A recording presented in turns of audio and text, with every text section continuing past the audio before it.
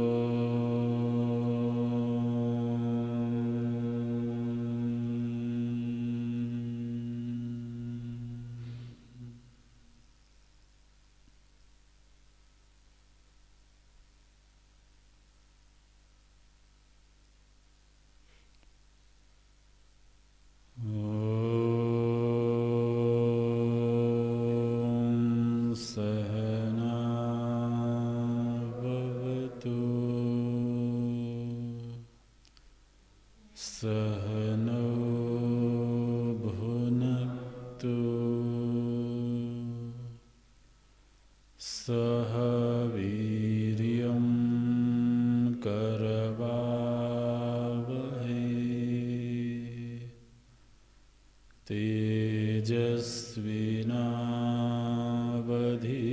तेजस्विनावधीतमस्तु मा विद्विषावहै।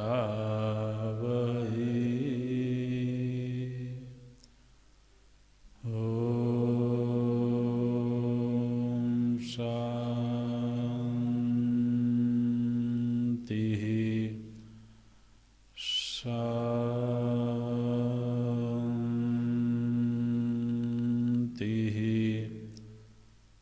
शान्तिः।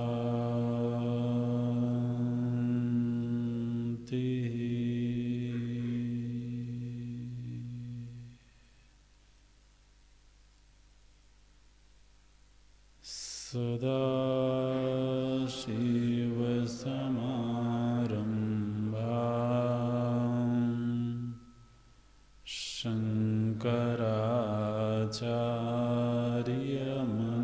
शङ्कराचार्यमध्यमाम् अस्मदाचार्यपर्यन्तां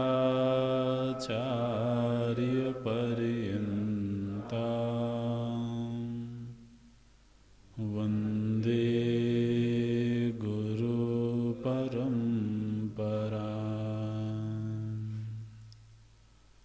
शङ्करं शङ्कराचार्यं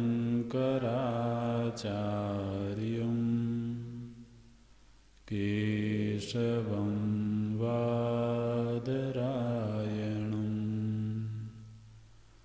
सूत्रभाष्यकृतो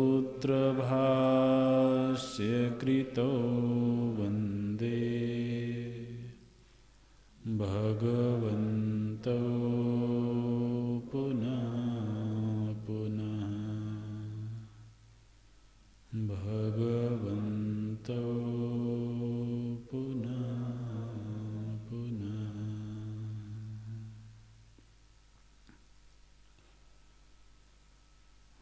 ॐ आप्यायन्तु ममाङ्गानि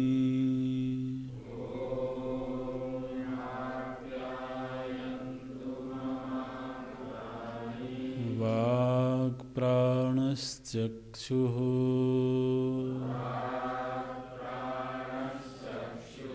श्रोत्रमथो बलमिन्द्रियाणि च सर्वाणि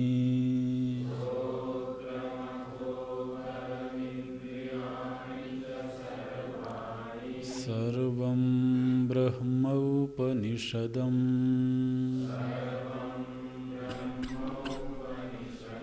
माहं ब्रह्म निराकुर्याम्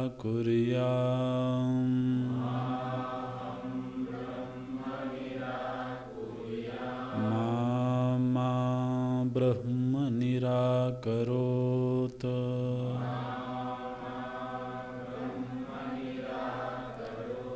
अनिराकरणमस्त्वनिराकरणं मेस्तु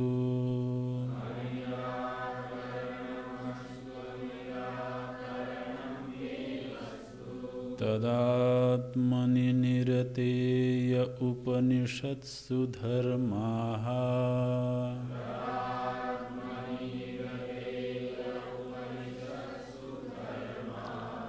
ते मयि सन्तु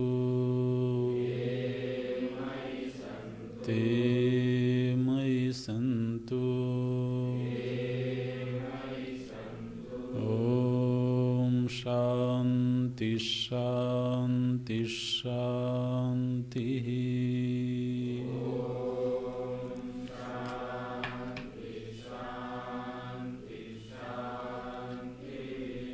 ॐ केनेषितं पतति प्रेषितं मनः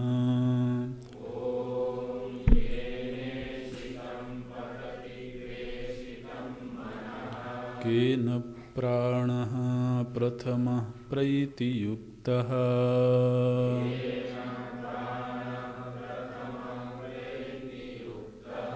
केनेषितां वाचमिमां वदन्ति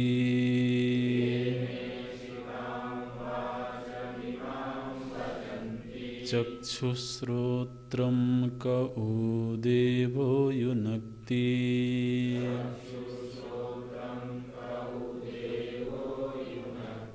श्रोत्रस्य श्रोत्रं मनसो मनो यत्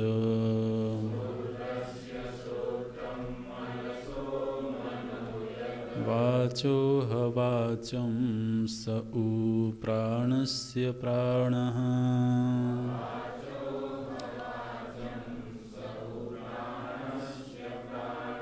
चक्षुषश्चक्षुः अतिमुच्य धीराः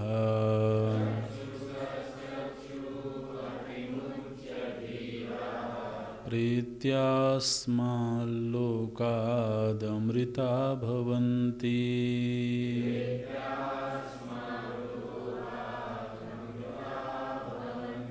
श्रोत्रस्य श्रोत्रं मनसो मनो यत्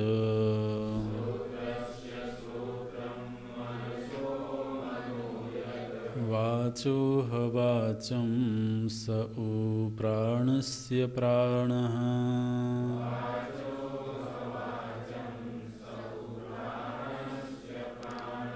चक्षुषश्चक्षुः अतिमुच्य धीराः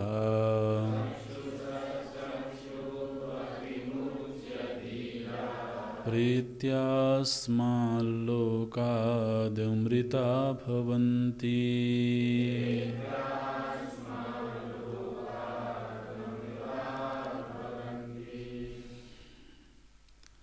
एवं पृष्ठवते योग्याय आह गुरुः शृणु त्वं यत् पृच्छसि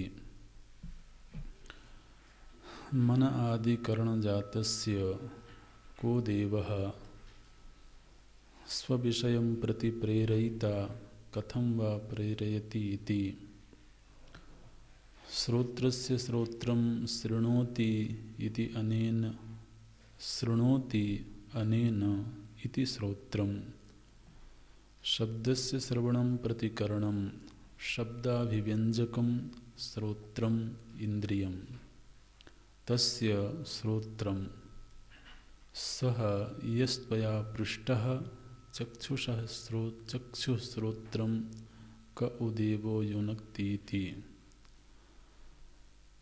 असौ एवं विशिष्टः श्रोत्रादीनि नियुङ्क्ते इति वक्तव्ये ननु एतद् अननुरूपं प्रतिवचनं श्रोत्रस्य श्रोत्रम् इति नैष दोषः तस्य अन्यथा विशेषान् अवगमात् विशेष अनवगमात्।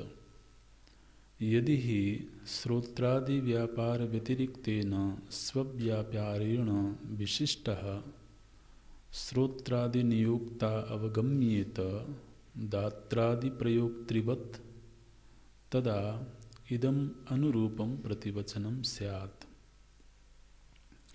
न तु इह श्रोत्रादीनां प्रयोक्ता स्वव्यापार विशिष्टः लवित्रादिवत् अधिगम्यते। श्रोत्रादीनामेव तु संहतानां व्यापारेण आलोचन संकल्प अध्यवसाय लक्षणेन फलावसान लिंगेन अवगम्यते।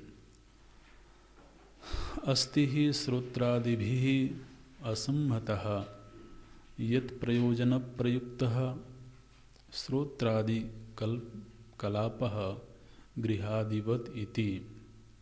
संहतानां परार्थत्वात् अवगम्यते श्रोत्रादीनां प्रयोक्ता। तस्मात् अनुरूपम् एव इदं प्रतिवचनं श्रोत्रस्य श्रोत्रम् इत्यादि। कः पुनः अत्र पदार्थः श्रोत्रस्य श्रोत्रम् इत्यादेः। न हि अत्र श्रोत्रस्य श्रोत्रान्तरेण अर्थः यथा प्रकाशस्य प्रकाशान्तरेण। नैष दोषः अयम् अत्र पदार्थः। श्रोत्रं तावत् स्वविषयव्यञ्जनसमर्थं दृष्टं, तच्च स्वविषयव्यञ्जनसामर्थ्यं श्रोत्रस्य चैतन्ये हि आत्मज्योतिषि नित्ये असंहते सर्वान्तरे सति भवति, न असति इति। अतः श्रोत्रस्य श्रोत्रम् इत्यादि उपपद्यते। तथा च श्रुत्यन्तराणि आत्मनैवायं ज्योतिषास्ते तस्य भाषा सर्वमिदं विभाति येन सूर्यस्तपति तेजस्सेद्धः इत्यादीनि।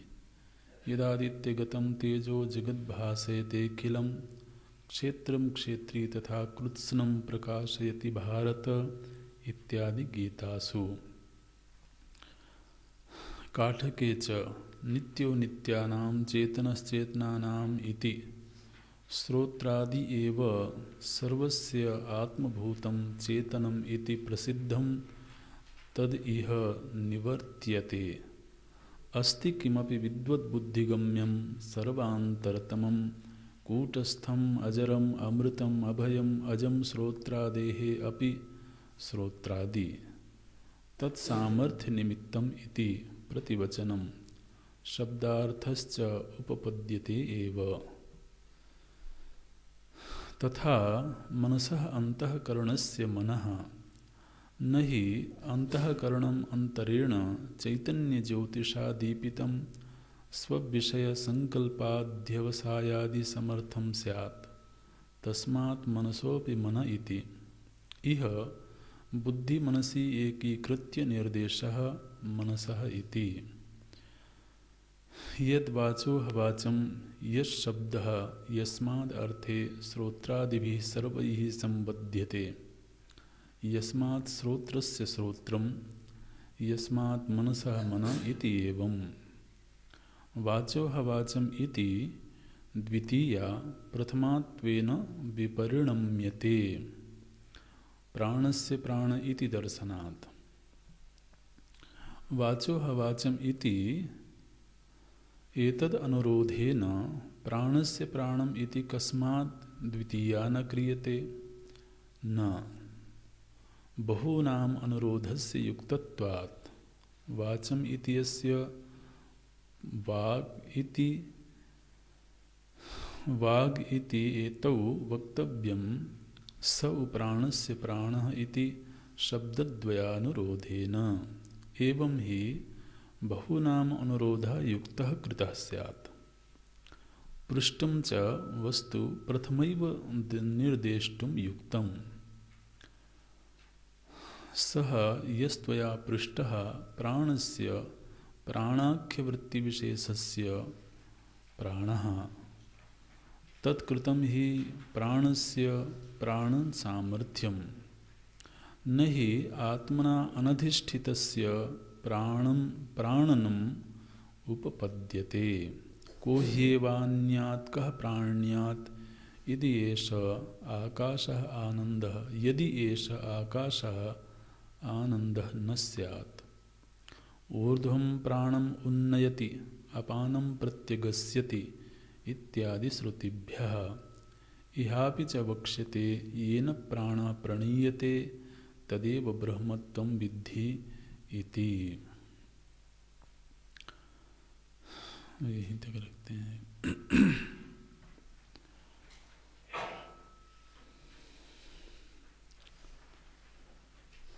और श्रुति माता ने जो उत्तर दिया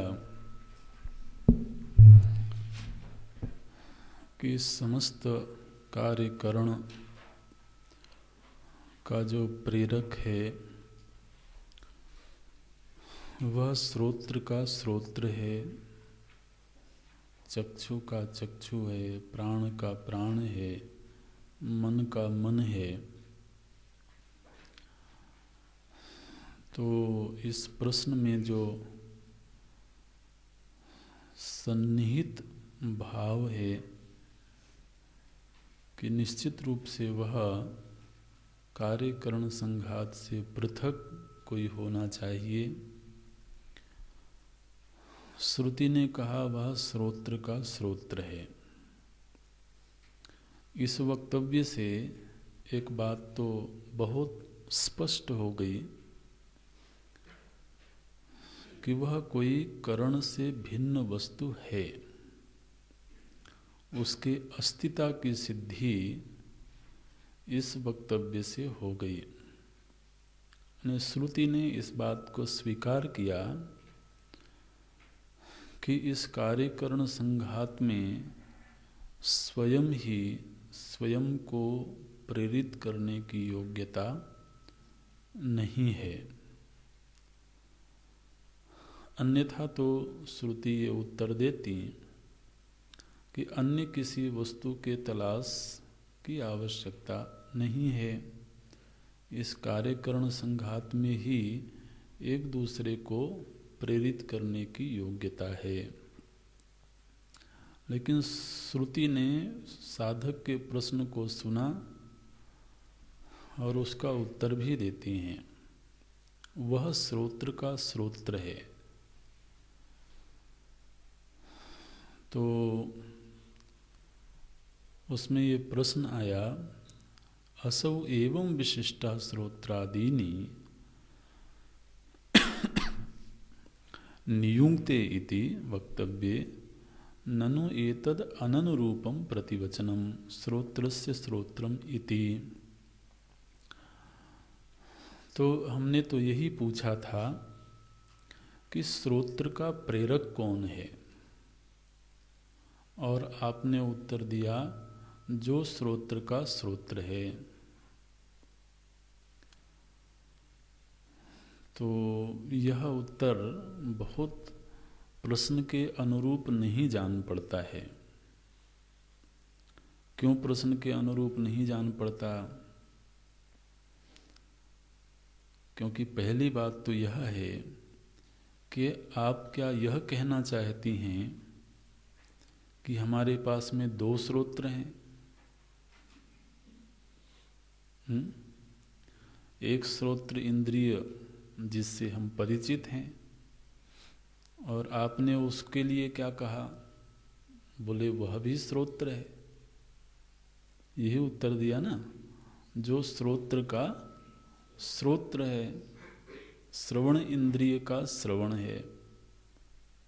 तो क्या हमारे पास में इस श्रवण इंद्रिय से व्यतिरिक्त एक और कोई श्रवण इंद्रिय है जिससे आज तक हम परिचित नहीं हुए? चक्षुषस चक्षु, तो इस चक्षु इंद्रिय से परे कोई और चक्षु इंद्रिय है क्या? हम तो एक एक इंद्रिय से ही परिचित हैं। चक्षु इंद्रिय एक है, माने गोलक उसके दो हैं लेकिन इंद्रिय एक ही है। आप ये झगड़ा नहीं करना कि हमारे पास पहले से दो चक्षु इंद्रिय हैं। वो इंद्रिय एक ही है, उसकी अभिव्यक्ति दो जगहों से होती है, इसलिए तो एक ही इंद्रिय सामर्थ्य है। अभी तक तो हम यही जानते थे। तो अब यदि तो आपके इस उत्तर को स्वीकार किया जाए कि इस श्रोत्र इंद्रिय की एक और श्रोत्र इंद्रिय है, तो फिर वो जो दूसरी श्रोत्र इंद्रिय होगी उसकी सिद्धि के लिए फिर कोई और श्रोत्र इंद्रिय होगी। तो इसको शास्त्र में बोलते हैं अनवस्था दोष। एक दोष होता है कि फिर कहीं लैंडिंग ही नहीं होगी, कहीं निर्णय ही नहीं होगा कि इस श्रोत्र इंद्रिय के लिए एक और श्रोत्र, फिर उसकी सिद्धि के लिए फिर एक और श्रोत्र, तो कोई अंतिम लक्ष्य मिलेगा कि नहीं। तो हमें लगता है कि यह उत्तर प्रश्न के अनुरूप नहीं जान पड़ता है। आपको तो उसका कोई विशेष लक्षण बताना चाहिए था, उसका ये रूप है, ये रंग है, ये आकार है। तो भगवान भाष्यकार उत्तर देते हैं नैष दोषः, इसमें कोई दोष नहीं है। क्यों दोष नहीं है? क्योंकि तस्य अन्यथा विशेष अनवगमात्। इसमें विडंबना यह है कि ये इंद्रियों की क्रिया ही उसके होने का संकेत करती हैं। ध्यान देना, उसका कोई विशेष लक्षण नहीं है, क्योंकि वह किसी से भिन्न नहीं है। लक्षण का अर्थ ही होता है जो अन्य से भिन्न करके उस लक्ष्य को दिखावे। तो लक्ष्य अन्य से भिन्न होगा तभी उसका लक्षण बनेगा।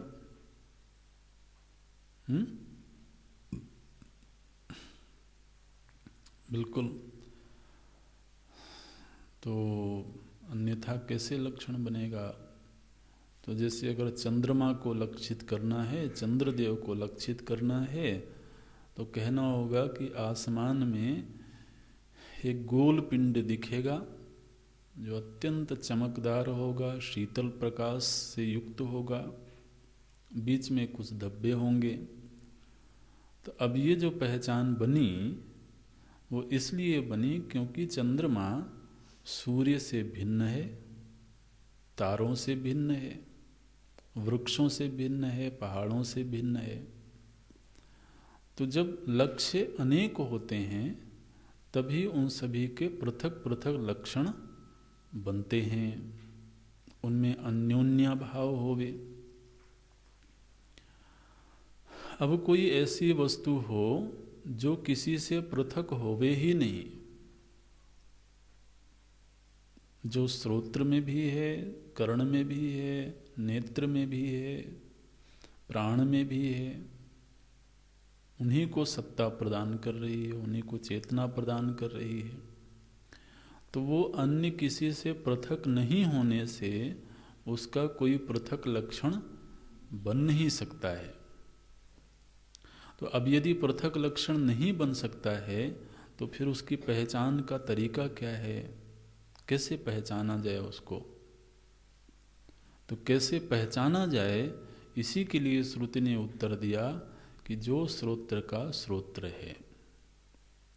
ये उत्तर क्या संकेत करता है कि अब हमें ध्यान में बैठ करके इस बात की तलाश करना है कि हमारी श्रोत्र इंद्रिय को कौन है जो सामर्थ्य प्रदान कर रहा है, कौन है जो सत्ता प्रदान कर रहा है, कौन है जो चेतना प्रदान कर रहा है, वो कौन है जिसके प्रति यह कर्ण इंद्रिय समर्पित होती है। ध्यान रखें, कोई भी इंद्रिय जब अपने विषय का ग्रहण करती है तो वह विषय अपने पास नहीं रखती है। वो तो एक साधन मात्र है। साधन ने अपने विषय को ग्रहण किया और उस विषय को वो किसके प्रति समर्पित करती है, ये खोज करनी होगी। तो कर्ण इंद्रिय ने शब्द का ग्रहण किया, ये बात सही है, लेकिन शब्द को अपने पास रखा नहीं। शब्द को ले जाकर के उसने मन को दे दिया, लेकिन मन स्वयं भी कर्ण है, मन भी अपने पास नहीं रखता है। तो मन भी किसी के प्रति समर्पित है। तो मन भी जिसके प्रति समर्पित है, बुद्धि भी जिसके प्रति समर्पित है, वो कौन है, ये तो ध्यान में जाकर के साधक को स्वयं ही अनुसंधान करना होगा।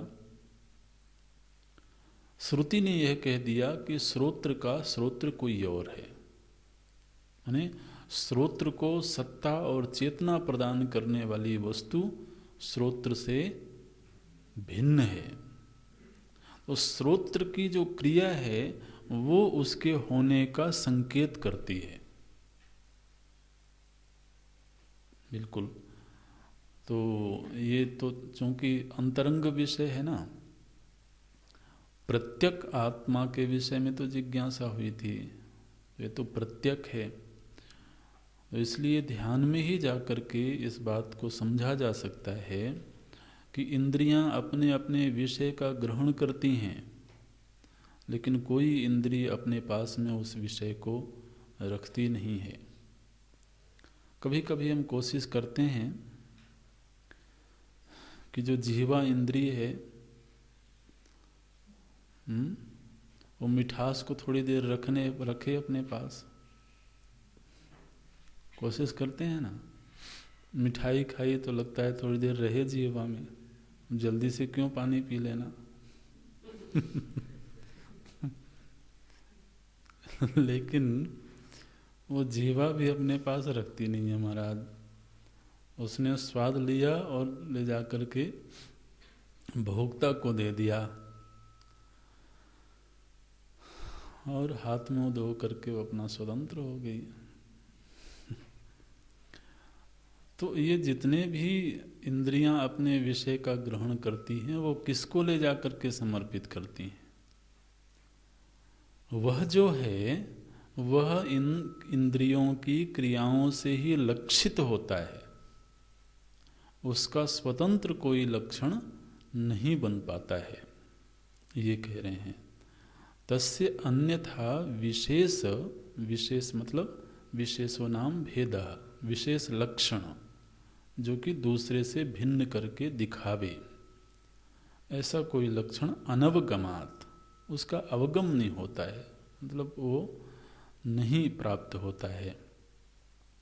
अब इस हेतु को भगवान भाष्यकार खोलते हैं। बोले देखो, यदि ही श्रोत्रादि व्यापार व्यतिरिक्तेन, आप वो पंक्तियों को बिल्कुल देखते रहना, पंक्तियां ही मूल हैं, अभी लिखना बहुत ज़रूरी नहीं है। तो एक एक पंक्ति का अर्थ आप लिख भी लेंगे तो उसका कोई विशेष लाभ नहीं है, क्योंकि वो पंक्ति से ध्यान हट गया। तो पंक्ति का जो अर्थ सुन रहे हैं हिंदी में, उसको लिखने में मन लग गया, तो फिर वो पंक्ति का जो अर्थ होना चाहिए वो तो हमारा ध्यान उधर गया नहीं। इसलिए जो अभी जो कर्तव्य है आपका वो ये है कि पूरी एकाग्रता श्रवण में हो और नेत्र हमारे उन पंक्तियों में हो कि उस पंक्ति का, उस शब्द का क्या अर्थ किया जा रहा है। तो बोलते हैं यदि ही श्रोत्रादि व्यापार व्यतिरिक्तेन स्वव्यापार विशिष्ट श्रोत्रादि नियुक्ता अवगम्येत। बोलते हैं कि यदि ही नियोक्ता अवगम्येत, श्रोत्रादि का जो नियोक्ता है, श्रोत्रादि का जो प्रेरक है, श्रोत्रादि नियोक्ता अवगम्येत, अवगम्य होना का मतलब है प्राप्त होना। तो अगर तो श्रोत्रादि का जो प्रयोक्ता है उसकी प्राप्ति होती किस रूप में? बोले श्रोत्रादि व्यापार व्यतिरिक्तेन स्वव्यापारेण विशिष्टा। माने श्रोत्रादि का जो व्यापार हो रहा है, श्रोत्रादि का जो व्यवहार हो रहा है, इनके व्यवहारों से पृथक उसका अपना भी कोई व्यवहार होता। इस भाव को समझना कि श्रोत्रादि का व्यवहार तो हो रहा है, श्रवण इंद्रिय सुन रही है, नेत्र इंद्रिय देख रही है, तो इन सभी इंद्रियों का अपना अपना स्वतंत्र व्यवहार है। और इन सभी इंद्रियों के व्यवहारों से पृथक उस आत्म वस्तु का भी अपना एक स्वतंत्र व्यवहार होता। यदि ऐसा होता तब तो हम उस व्यवहार के आधार पर उसका परिचय करवा देते। ये बात पकड़ में आ रही है ना, कि जैसे नेत्र इंद्रिय का व्यवहार कर्ण इंद्रिय के व्यवहार से भिन्न है, तो इसलिए हमने जब नेत्र इंद्रिय का लक्षण किया तो बोला कि जो रूप को देखती है उसको नेत्र इंद्रिय बोलते हैं। और नेत्र इंद्रिय का व्यवहार अलग है, कर्ण इंद्रिय का व्यवहार अलग है। तो हर इंद्रिय का व्यवहार एक दूसरे से भिन्न है। तो हर इंद्रिय की पहचान करवाना आसान हो गया। लेकिन वह जो आत्म वस्तु है, यदि उसका अपना स्वतंत्र व्यवहार होता इन इंद्रियों के व्यवहार से भिन्न, तो उसका जो अपना स्वतंत्र व्यवहार होता उसी व्यवहार के आधार पर उसकी पहचान हो जाती। ये पंक्ति देखना, यदि ही श्रोत्रादि व्यापार व्यतिरिक्तेन इंद्रियों के व्यवहार से भिन्न स्वव्यापारेण विशिष्टा, उसका अपना स्वयं का भी कोई व्यवहार होता। किसका? श्रोत्रादि नियोक्ता अवगम्येत, श्रोत्रादि का नियोक्ता अपने स्वव्यापार विशिष्ट के रूप में प्राप्त होता।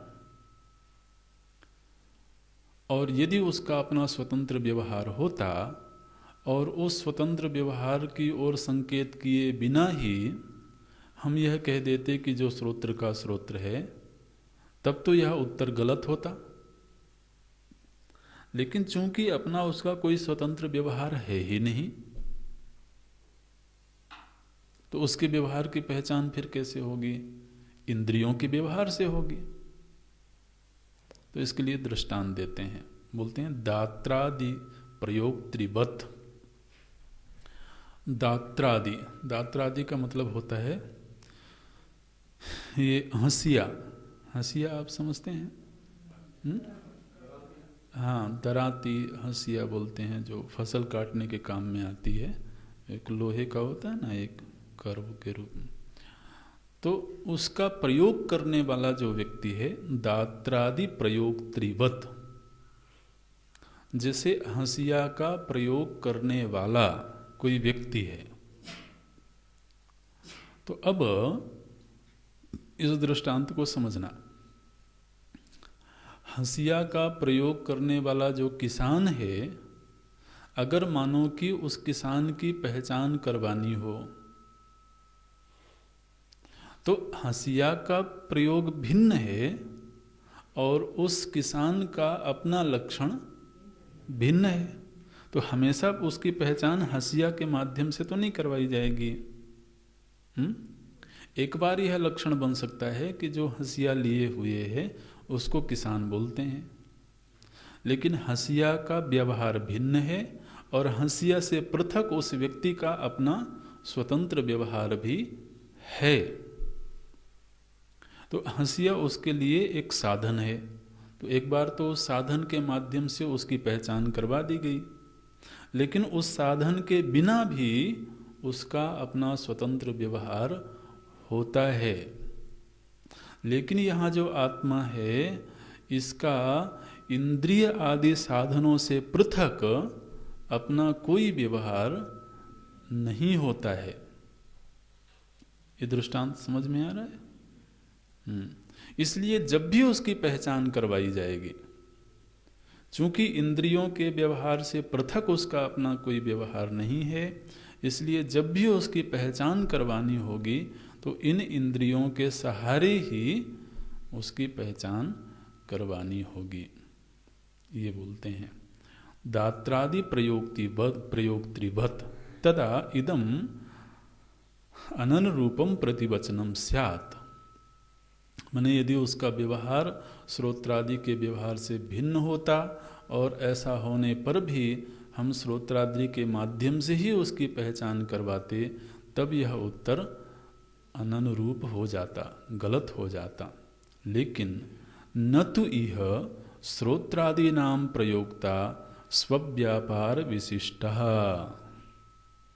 लेकिन यहाँ पर विडंबना तो यह है, गुरु की समस्या तो यह है कि उसे आत्मा का कोई अलग व्यवहार प्राप्ति ही नहीं होता है श्रोत्रादि से पृथक हो करके, तो कैसे उसकी पहचान करवाएं।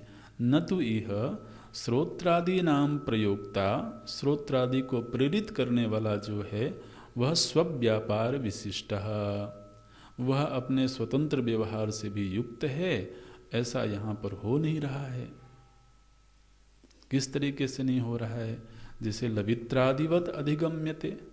लवित्रा माने होता है फसल काटने वाला।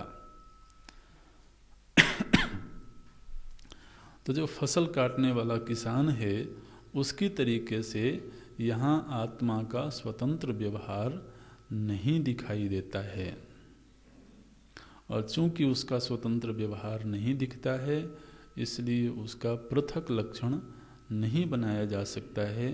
केवल इतना ही कहा जा सकता है कि इंद्रियों को जो शक्ति प्रदान कर रहा है, जो सत्ता प्रदान कर रहा है, जो चेतना प्रदान कर रहा है, उसी को आत्मा बोलते हैं। अब देखिए बड़ी सुंदर बात हुई यहाँ पर कि ये इंद्रियां तो हमारे लिए अनुभवगम्य हैं और इन्हीं इंद्रियों के सहारे उसकी खोज करनी है, यह श्रुति ने हमको बताया। तो न तो यह श्रोत्रादीनां प्रयोक्ता स्वव्यापार विशिष्टः लवित्रादिवत् अधिगम्यते, श्रोत्रादीनामेव तु संगतानां व्यापारेण। बिल्कुल इसको और स्पष्ट करते हैं, बोले श्रोत्रादीनामेव तु, श्रोत्रादि के व्यवहार से ही, और संगतानां, श्रोत्रादीनामेव संगतानां माने यह जो कार्यकरण संघात है इसके व्यवहार से ही उसके होने की पहचान होती है। आखिर शरीर में अभी आत्मा है, चलिए जीवात्मा की ही बात कर लें, तो अभी यहाँ पर जितने शरीरधारी बैठे हुए हैं सभी के भीतर जीवात्मा है, ये हम कैसे जानते हैं? शरीर आदि के व्यवहार से ही जानते हैं ना। आपके भीतर की चेतना हमको दिख तो नहीं रही है, लेकिन हम भरोसा करते हैं कि है। बिल्कुल भरोसा करते हैं महाराज, आप चिंता मत करना। तो हमें इस बात का पक्का भरोसा है कि आपके भीतर जीव तत्व है, चेतना है। ये कैसे भरोसा किया? इस संघात के व्यवहार से ही किया। तो संघता नाम श्रोत्रादि नाम एव तु व्यापारेण, इस संघात के व्यापार से ही उसके होने की सिद्धि होती है। संघता नाम आदि का व्यापार क्या है? बोले आलोचन संकल्प अध्यवसाय लक्षणेन। तो श्रोत्रादि संघात का व्यवहार होता है आलोचन, वो देखता है, संकल्प करता है, अध्यवसाय करता है, मन निश्चय करता है। तो इन्हीं लक्षणों से फलावसान लिंगेन अवगम्यते। अब यह दूसरे की बात नहीं है, अपने आप की बात हो गई। बोले कि अपने आप में ही अगर वह खोज करे, अब हमें दूसरे के शरीर में थोड़ा खोजने जाना है कि वहाँ आत्मा के अपने आप में ही खोजना है। तो बोलते हैं कि हमारा यह कार्यकरण संघात, बिल्कुल अपने आप पर ही ध्यान रखना है, हमारा यह कार्यकरण संघात जब व्यवहार करता है तो देखने का व्यवहार करता है, सुनने का व्यवहार करता है, फिर संकल्प लेने का व्यवहार करता है। अब ध्यान रखें, यह जो संकल्प आदि का व्यवहार है यह दूसरे के लिए प्रत्यक्ष नहीं है। आपके मन में क्या संकल्प चल रहा है हमको क्या मालूम, तो लेकिन हमें मालूम है कि हमारे भीतर क्या संकल्प चल रहा है। तो हमारे भीतर जो संकल्प चल रहा है, जो निश्चय हो रहा है, वो सारा का सारा व्यवहार कहाँ जाकर के फलित होता है। उन्हें जब ध्यान में बैठें तो अपने आप से यह प्रश्न करें कि मुझे अभी यह शब्द सुनाई दे रहा है, तो शब्द तो कर्णेंद्रिय ने सुना, लेकिन वह जो शब्द ज्ञान है वो कहाँ जाकर के फलित हुआ। बोले मैं में। मन ने संकल्प किया, लेकिन अंततः संकल्प किसका है? मैं का। बुद्धि ने निश्चय किया, अंततः वह निश्चय कहाँ फलित हुआ? जब वह मैं से जुड़ा। तो समूचे कार्यकरण संघात का व्यवहार जहाँ जाकर के फलित होता है, उसी फल के लिंग से, क्या बोलते हैं, फलावसान लिंगेन अवगम्यते, उसके होने की सिद्धि होती है। उस आत्म वस्तु के होने की सिद्धि कैसे हुई? बोले जब इंद्रियों ने व्यवहार किया और अपने विषय को ले जा करके जिसके सामने प्रस्तुत कर दिया, इंद्रिय का व्यवहार जहाँ जाकर के फलित हो गया, यानी हम क्या कहते हैं, मैंने इसको देख लिया, देखने का ज्ञान हो गया, सुनने का ज्ञान हो गया, संकल्प का ज्ञान हो गया, निश्चय का ज्ञान हो गया। तो ये सारे के सारे व्यवहार कहाँ जाकर के फलित हो जाते हैं? तो वो जहाँ जाकर के फलित होते हैं वही चिन्ह है, वही पहचान है, वो आत्मवस्तु है। ये बोलते हैं फलावसान लिंगेन अवगम्यते।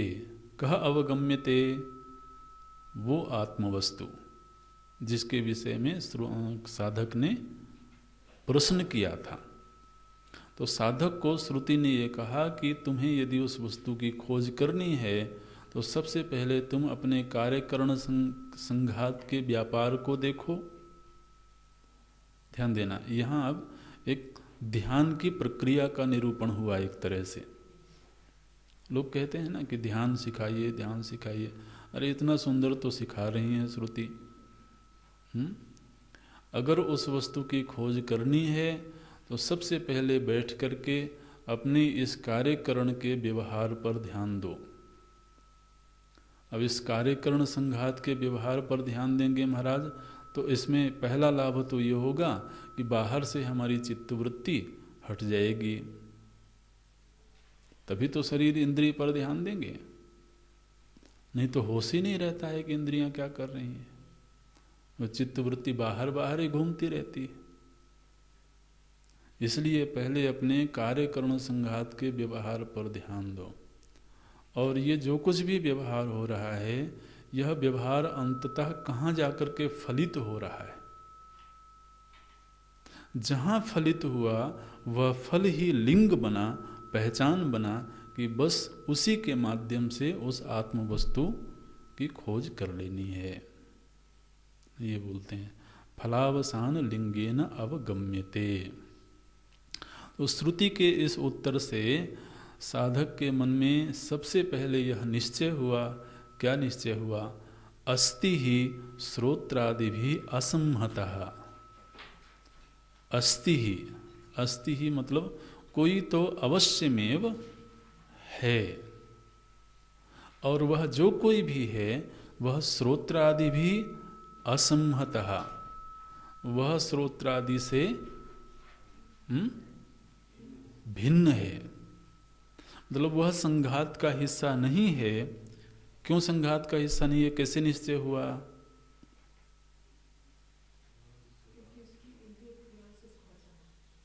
क्योंकि संघात का फल कहीं और जाकर के घटित हो रहा है। संघात के व्यापार का फल जहां घटित हो रहा है, निश्चित रूप से उसको संघात से भिन्न होना चाहिए, क्योंकि अगर वह संघात का ही हिस्सा होगा तो यही तो कहा गया कि संघात का व्यापार जहां घटित हो रहा है तो वो स्वयं भी संघात का हिस्सा बन गया। इसलिए ऐसे नहीं, जो संघात के व्यापार का फल प्राप्त करता है वह संघात से पृथक होना चाहिए। तो वह जो भी है वह संघात से भिन्न है, यह निश्चय तो इस वक्तव्य से हो गया। इससे क्या हुआ? इससे यह हुआ कि जो चार्वाक सिद्धांत है उसका खंडन हो गया। चार्वाक सिद्धांत क्या है कि यह शरीर ही आत्मा है। इस वक्तव्य से यह निश्चय हुआ कि वह जो कोई भी है वह शरीर, इंद्रिय, मन, बुद्धि से पृथक है, अस्ति ही। और मनुष्य के जीवन में महाराज यह निश्चय हो जाना कि इस शरीर से पृथक मैं नाम की सत्ता है, तो यह एक क्रांति है। यह जीवन का एक बड़ा निर्णय है, क्रांतिकारी निर्णय है।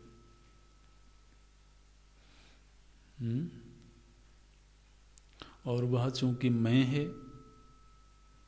इसलिए यह तय हो गया कि फिर शरीर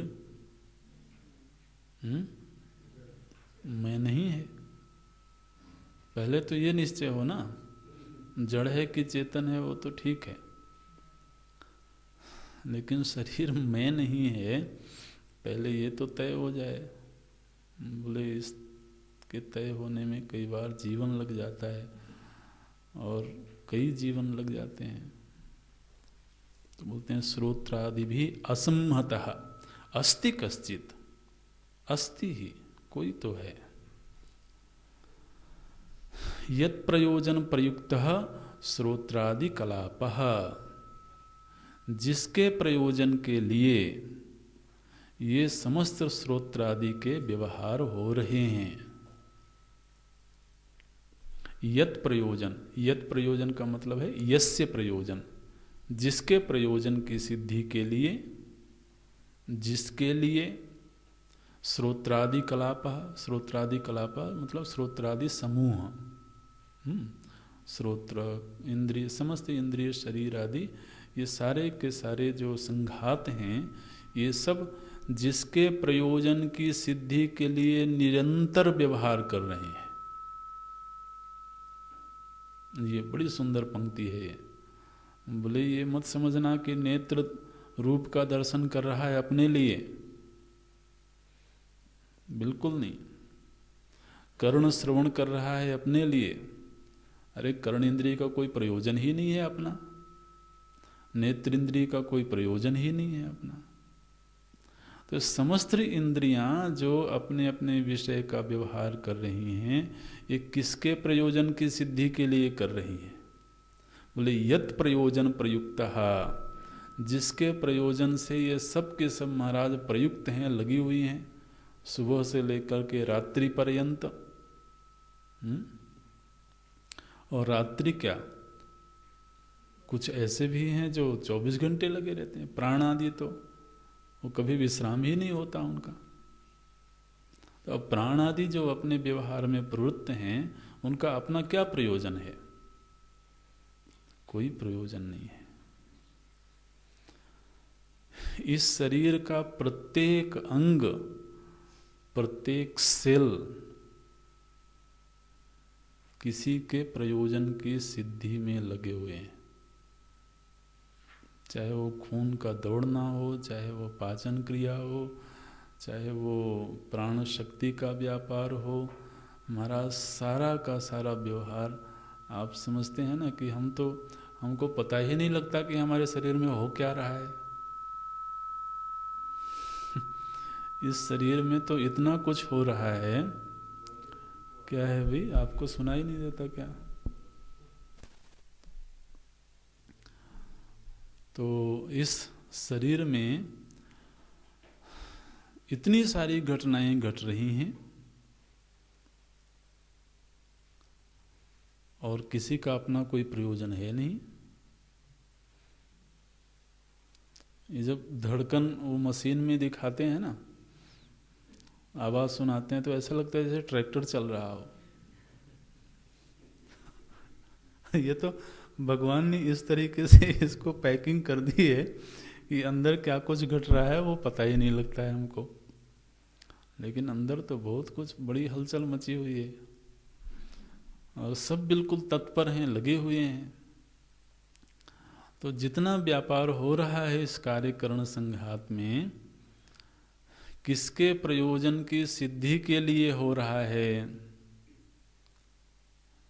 महाराज, इनका अपना सबका स्वतंत्र प्रयोजन हो तो बहुत झगड़ा हो जाएगा,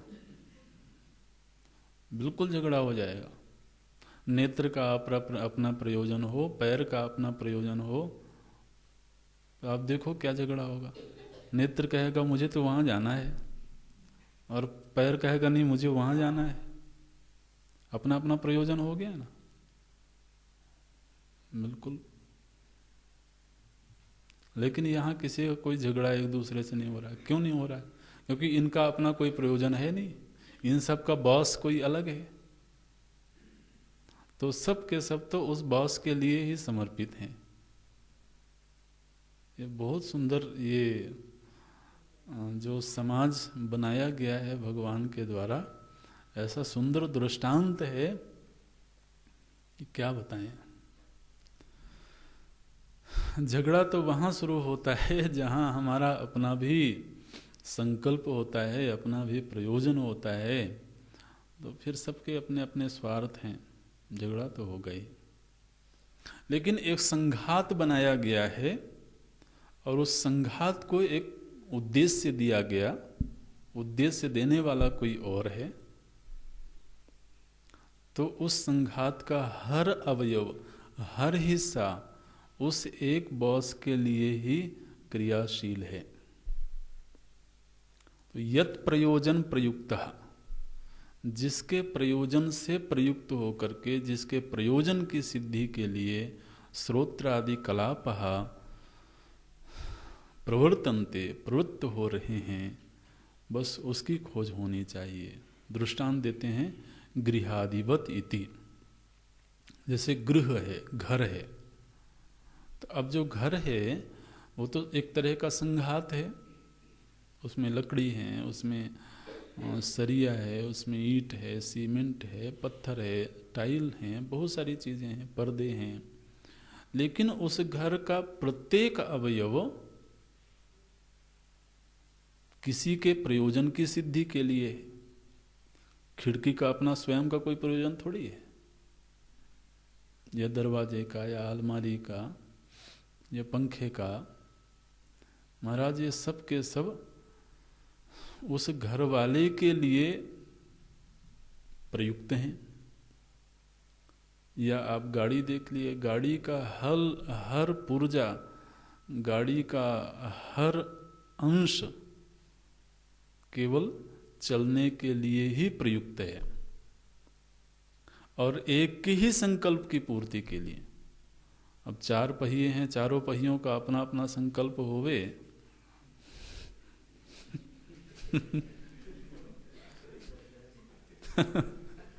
आप सोचो बहुत उपद्रव होगा। वो चल ही नहीं पाएंगे। सच बात तो ये है कि कोई भी अपनी अपनी क्रिया नहीं कर पाएगा और संघात संघात के रूप में रहेगा नहीं, संघात बिखर जाएगा। संघात जो होता है, असंगत के अभाव में संघात संघात रहता नहीं है। ये शरीर अभी संघात है ना, इसमें इंद्रियां हैं, प्राण है, और वह जो असंगत तत्व है वो इससे निकल जाए, ये संघात रहेगा ही नहीं। धीरे धीरे करके सब खत्म हो जाएगा। अच्छा खासा बना हुआ घर महाराज आप कुछ साल के लिए घर में ताला लगा करके चले जाओ, धीरे धीरे वह जो घर है वो खंडित होने लगता है।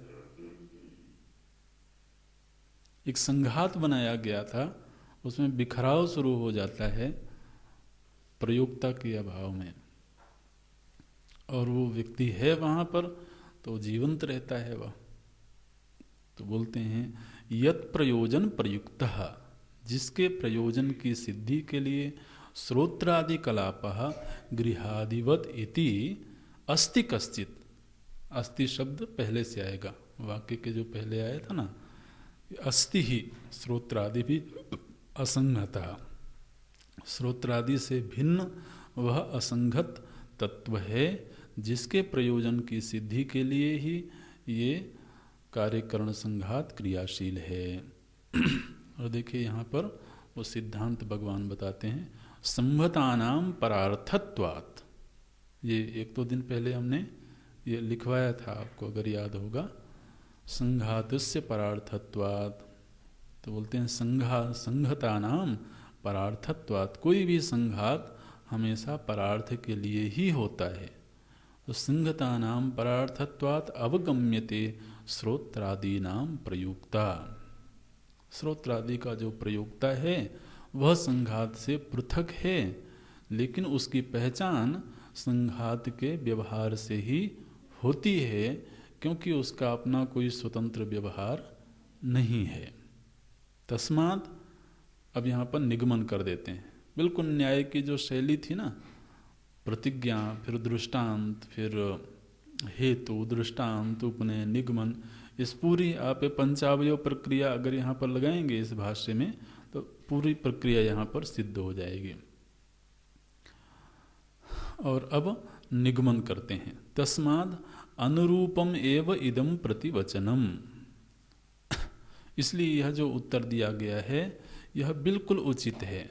तस्माद् अनुरूपम एव इदम प्रतिवचनम श्रोत्रस्य श्रोत्रम इत्यादि।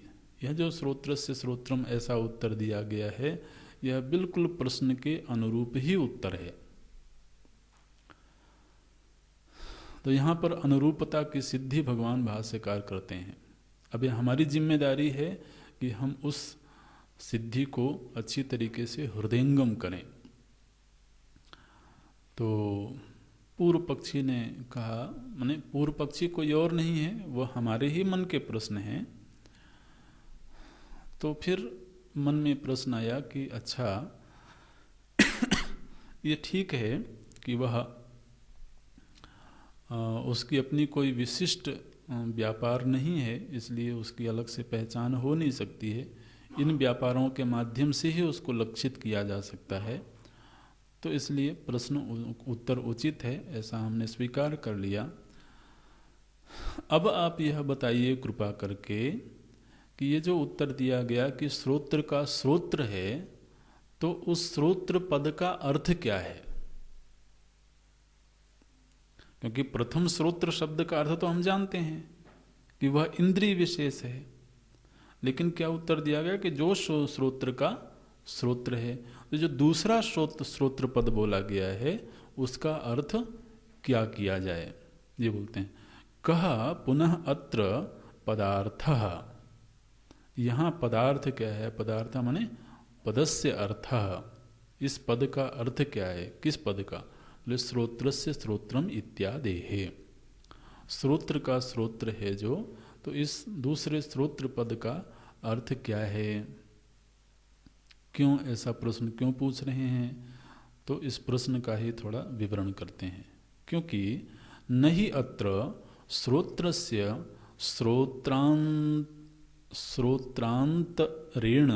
श्रोत्रांतरेण अर्थः यथा प्रकाशस्य प्रकाशांतरेण।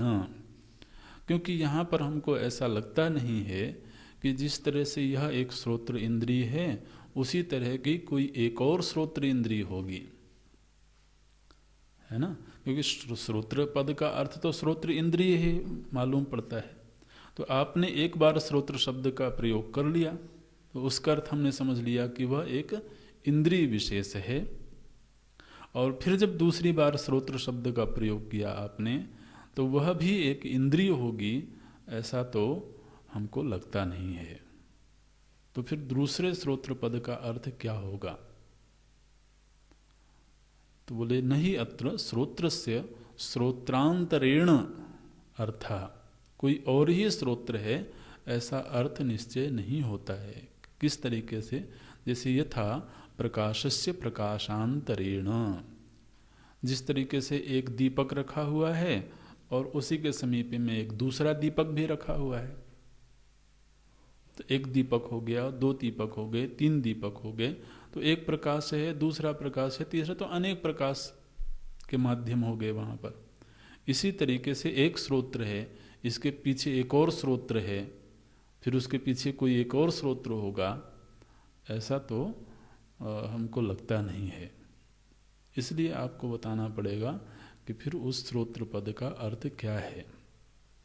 भगवान भाष्यकार कहते हैं नैष दोषः अयम अत्र पदार्थ। ये दो तीन स्रोत्र बताने का उद्देश्य श्रुति का नहीं है, हम इसका अर्थ बताते हैं। अयम अत्र पदार्थः, इस पद का अर्थ यह है, ये हम बताते हैं। अच्छा, क्या है पदार्थ? बोलते हैं श्रोत्रम तावत् स्वविषय व्यंजन समर्थम दृष्टम। पहली बात तो यह है कि हे साधक, यह निश्चय करो कि जो श्रोत्र इंद्रिय है वो अपने विषय को अभिव्यक्त करने में समर्थ हो रही है। बोले हाँ, हो रही है। अपने विषय को अभिव्यक्त करने मतलब शब्द का ग्रहण करने में। तो कर्ण इंद्रिय अपने विषय का अभिव्यंजन करने में समर्थ हो रही है। बोले हाँ भगवान, हो रही है, समर्थ हो रही है। तो यह बताओ कि इस श्रोत्र इंद्रिय में जो यह सामर्थ्य है, जो सत्ता है, जो चेतनता है, ये इसकी अपनी स्वयं की है क्या?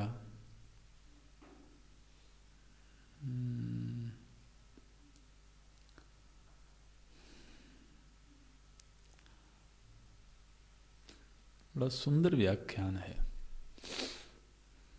क्योंकि अगर श्रोत्र इंद्रिय में श्रवण की सामर्थ्य अपनी स्वयं की होती तो श्रवण इंद्रिय मेरी अनुपस्थिति में भी अपना कार्य करती।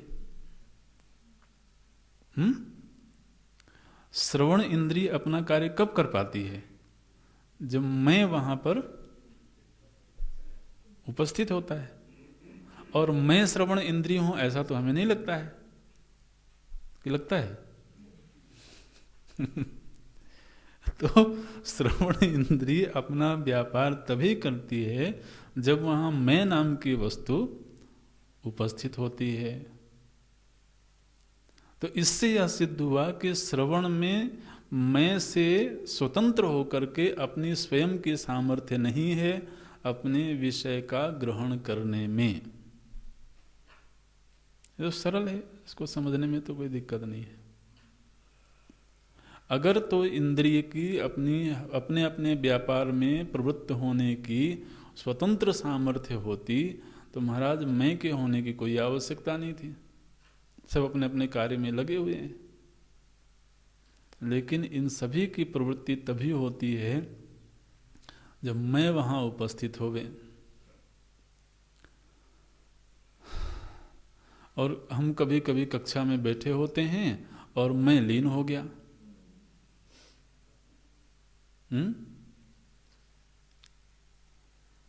आपको श्रवण होता है फिर क्या?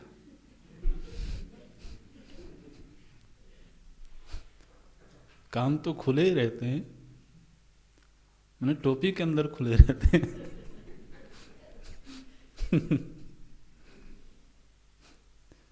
तो अब कान तो वहां खुले हुए हैं, लेकिन मैं महाराज कभी कभी लीन हो जाता है। अब ये लय ऐसा है कि पता नहीं व्यक्ति को खुद भी पता नहीं लगता। अब वो स्वयं ही लीन हो गया तो स्वयं को कैसे पता लगे कि लीन हो गया। लेकिन अब सामने वाले की तो दिक्कत हो जाती है कि फिर वो किसको सुनावे। जिसको सुना रहे हैं वो तो महाराज किसी और लोक में पहुंचे हुए। बताओ। तो श्रवण इंद्रिय का व्यवहार तो मैं की उपस्थिति में ही होता है। ये बोलते हैं श्रोत्रम तावत स्विषय व्यंजन समर्थम दृष्टम। यह हमने देखा है, हमारे लिए दृष्ट है कि जो श्रोत्र आदि हैं वह अपने अपने विषय का व्यवहार करती हैं, लेकिन तच्च स्विषय व्यंजन सामर्थ्यम, इन इंद्रियों का अपने अपने विषय में प्रवृत्त होने की जो सामर्थ्य है वह श्रोत्रस्य चैतन्य ही आत्मज्योतिषी नित्य असंगते सर्वांतरे सति भवति। माने ये जो इंद्रियों का व्यवहार है, श्रोत्रस्य स्विषय व्यंजन सामर्थ्यम, ऐसे शब्दों को उलट पलट करके वाक्य बनाएंगे तो समझ में आएगा। श्रोत्रस्य स्विषय व्यंजन सामर्थ्यम, श्रोत्र इंद्रिय का अपने विषय में व्यवहार करने की जो सामर्थ्य है वह चैतन्य ही सति भवति, चैतन्य की उपस्थिति में ही होता है। वह चैतन्य कैसा है? बोले चैतन्य ही आत्मज्योतिषी नित्य असंहते सर्वांतरे सति भवति। सति माने होना, तो चैतन्य के होने पर ही श्रोत्रादि का अपना व्यवहार होता है। और उस चैतन्य के कुछ लक्षण देते हैं, तो लगभग 4 लक्षण दिए हैं। आत्मज्योतिषी नित्य असंहते सर्वांतरे सति भवति, और न असति। न असति माने उसके नहीं होने पर इनका व्यवहार नहीं होता है। चैतन्य सति भवति, असति न भवति। चैतन्य की उपस्थिति में ही श्रोत्रादि अपना व्यवहार करते हैं, और उसकी उपस्थिति नहीं होने पर ये अपना व्यवहार नहीं करते हैं। तो बोले महाराज अभी 1 घंटे पहले तक इतनी अच्छी अच्छी बात कर रहे थे, सबका हालचाल पूछ रहे थे, बिल्कुल पूरा सुनाई दे रहा था इनको, अब क्या हुआ? बोले आपको सुन ही नहीं रहे हैं। असति न भवति, उसके नहीं होने पर स्विषय व्यंजन सामर्थ्यम न भवति। अब अपने विषय में व्यापार करने की सामर्थ्य नहीं रही। तो उस चैतन्य की उपस्थिति में ही ये सारी इंद्रियां अपना व्यवहार कर रही हैं। तो जिस चैतन्य की उपस्थिति में ये स्रोत्रादि अपना व्यवहार कर रही हैं, वह चैतन्य ही दूसरे स्रोत्र शब्द का अर्थ है।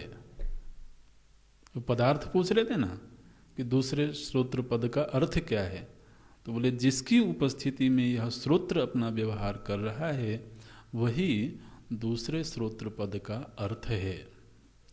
ये बोलते हैं यहाँ पर जो लक्षण दिए हैं, आत्मज्योतिषी नित्य असंहते सर्वांतरे सति भवति न असति इति अतः श्रोत्रस्य श्रोत्रम इत्यादि उपपद्यते। इस तरीके से यहाँ श्रोत्र का श्रोत्र पद का अर्थ सिद्ध हो जाता है। अब यहाँ पर 2-3 लक्षण जो दिए हैं, तो वैसे तो आप इन लक्षणों से परिचित हैं। एक लक्षण पर थोड़ी सी चर्चा करते हैं। एक लक्षण क्या दिया गया? आत्मज्योतिषी,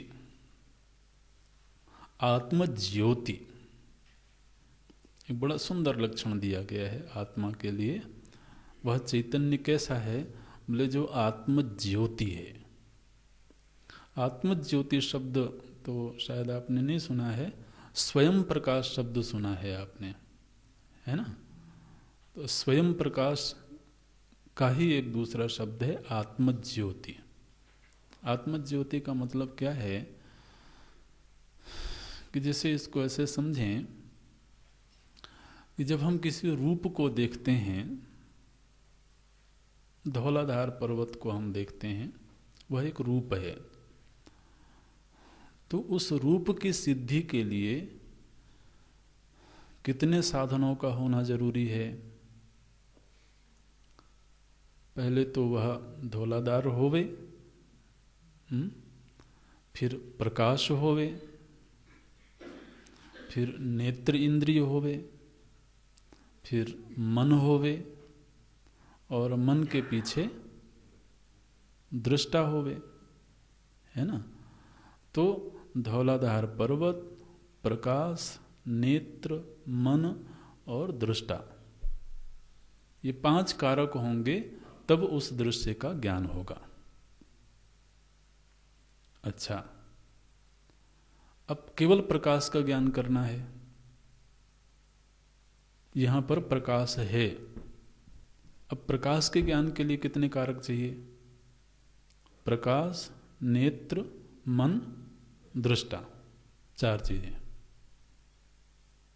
नेत्र की सिद्धि के लिए कितने कारक चाहिए? नेत्र, मन, दृष्टा। अब मन की सिद्धि के लिए मन और दृष्टा, और दृष्टा की सिद्धि के लिए केवल दृष्टा। इसको बोलते हैं स्वयं ज्योति।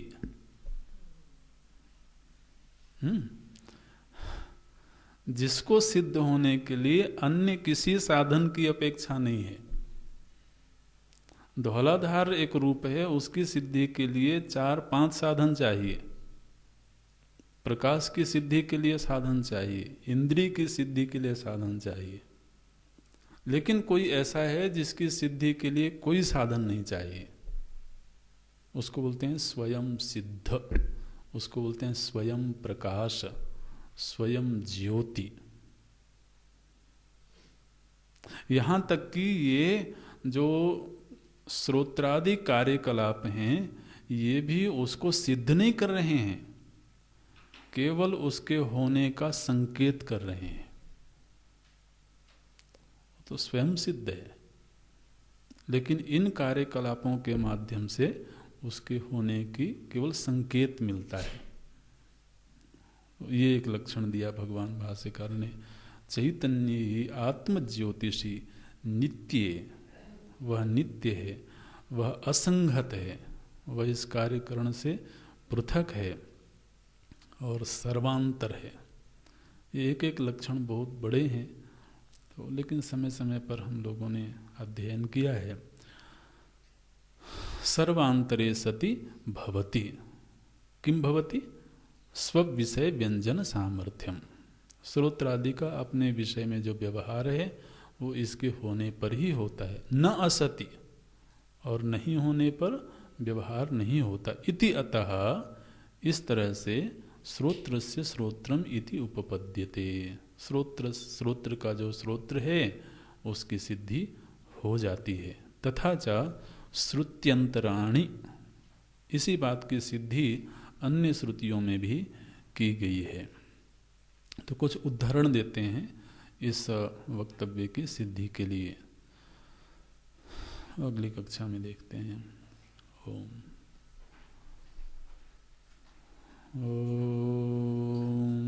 पूर्णमदः पूर्णमिदं पूर्णात् पूर्णमुदच्यते पूर्णस्य पूर्णमादाय पूर्णमेवावशिष्यते।